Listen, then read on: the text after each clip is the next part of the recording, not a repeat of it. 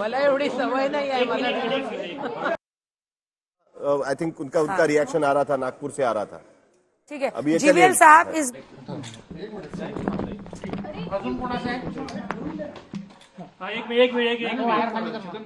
एक minute on करो।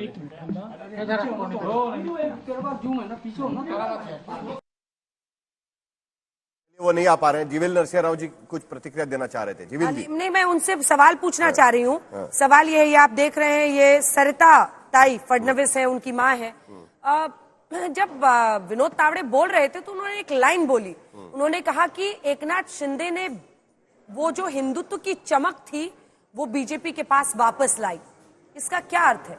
क्या हम माने कि अंडरटोन में एक मैसेज पार्टी की तरफ से दिया जा रहा है कि सीएम पद के लिए शिंदे साहब को ही आगे किया जाएगा, उनका योगदान बड़ा है?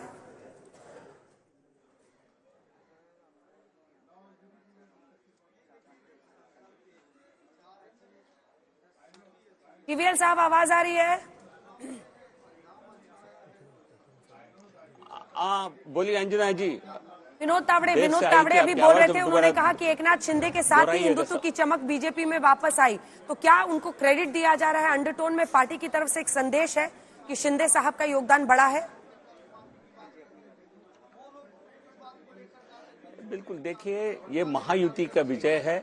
भारतीय जनता पार्टी और हमारी जो गठबंधन की सरकार राज्यों में प्रधानमंत्री नरेंद्र मोदी जी के नेतृत्व में हम चुनाव लड़ते हैं देश भर में, और यहाँ महायुति की विजय में तीनों पार्टियों के योगदान है, मुख्यमंत्री का योगदान है, केंद्र सरकार का, केंद्र पार्टी का, सबका योगदान है। मुख्यमंत्री पद को लेकर आज चुनाव नतीजे आए हैं, इतने प्रचंड जीत का उसका स्वाद तो लेने दीजिए और इसकी अहमियत समझ लीजिए। महाराष्ट्र में लगभग 40 साल के बाद, 4 दशक के बाद इतनी बड़ी जीत किसी को मिली है, और भाजपा की सबसे बड़ी जीत है। कांग्रेस का सबसे बड़ा हार है महाराष्ट्र के इतिहास में, इसकी चर्चा होनी चाहिए।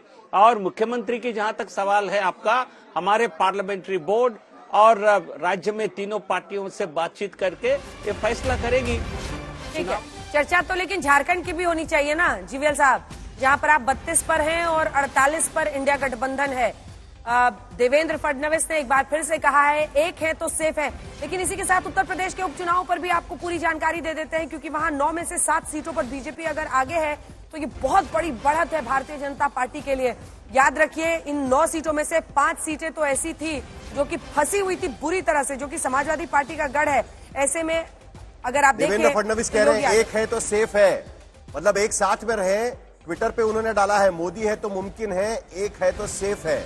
लाइन दोबारा खींची है उन्होंने, एक रहेंगे तो सेफ रहेंगे। बम्पर जीत के ऊपर देवेंद्र फडणवीस का एक्स पर पोस्ट आया हुआ है और वो कह रहे हैं कि एक रहेंगे तो साथ में रहेंगे, एक रहेंगे तो सेफ रहेंगे, यानी कम से कम फिलहाल महायुति साथ में रहेगी। ये बात देवेंद्र फडणवीस अंडरलाइन कर रहे हैं। लेकिन एक है तो सेफ है का एक कौन रहेगा, जो सबसे ऊपर बैठेगा, उसका फैसला होना बहुत जरूरी है। उसी पर अभी पूरा ध्यान लगाना पड़ेगा। फिलहाल तो ट्विटर पे पोस्ट है ये, महाराष्ट्र में बम्पर जीत के बाद की देवेंद्र फडणवीस की रिएक्शन। मोदी है तो मुमकिन है, 2 लाइनें लिखकर उन्होंने नारा अपना रीइंफोर्स किया है इस बहुत बड़ी विक्ट्री के पास। और मोदी है तभी ये मुमकिन हो पाएगा देवेंद्र फडणवीस मुख्यमंत्री बने। 126, हाँ, लेकिन देखिए कई लोग इस पर अपनी अलग अलग राय रखेंगे, लेकिन 126 सीटों के साथ जबरदस्त जीत ये बीजेपी के लिए मानी जाएगी, इसको कोई इनकार नहीं कर सकता है। सीएम पद को लेकर जो भी डिसीजन रहे, वहीं शिवसेना 54, एनसीपी 38 पर है। आपको झारखंड के लिए बधाई। झारखंड में आपकी परफॉर्मेंस, रागिनी जी, अच्छी रही है। जेएमएमएनडी और कांग्रेस की सरकार बनती दिख रही है साफ। लेकिन महाराष्ट्र में जो ये जबरदस्त झटका है, मतलब जोर का झटका जोर से लगा है, वो बहुत बड़ा चैलेंज है।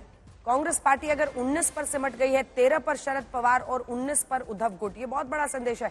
और देखिए ना, आप लोग यूपी में भी उपचुनाव अगर देखिए तो अखिलेश बाबू बार बार कहते थे कि योगी पता नहीं कब तक रहेंगे। योगी आदित्यनाथ अगर 7 आउट ऑफ 9 ले आते हैं तो it's a very good performance.